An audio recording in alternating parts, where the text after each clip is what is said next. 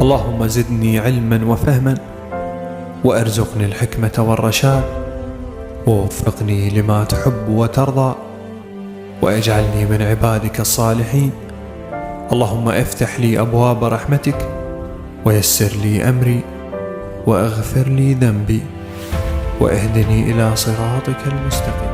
اللهم زدني علما وفهما، وأرزقني الحكمة والرشاد، ووفقني لما تحب وترضى، واجعلني من عبادك الصالحين.